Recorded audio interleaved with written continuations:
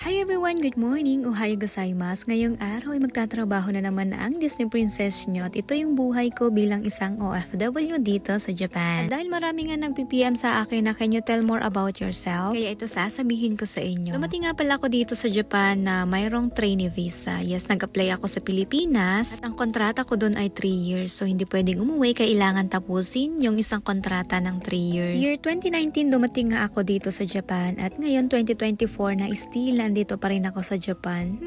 Ang trabaho ko nga pala dito ay Kensa or yung tinatawag nilang quality assurance. Pero yung in-applyan namin sa Pilipinas ay metal press. Tapos alam nyo ba yung ina-expect kong trabaho dito sa Japan is high-tech. Yung mga machine ay maayos, napaka-high-tech, tapos yung production ay napakagaan. Kasi ba naman 'di ba pag sinabing Japan, high-tech, maayos, tapos mabilis yung process. Tapos yung mga company ang gaganda ng mga building. Kapag winter hindi ka lalamigin, kapag summer hindi ka pagpapawisan, yung mga ganong expectation. At eto na nga, pagdating namin dito sa company na kung saan kami magtatrabaho, mapapasabi ka na lang ng thank you Lord at least na andito sa Japan. Dami rin kayong aplikante, tapos pipila ka pa ng pagkahaba-haba isang araw. Tapos sasalang ka pa sa mga ilang interview bago ka pa makuha ng employer. At yun na lang yung iniisip ko at least na andito sa Japan, na kahit wala man yung mga expectation natin dito sa company, mas malaki naman yung maitutulong niya sa pamilya ko at sa mga pangarap ko. Bye!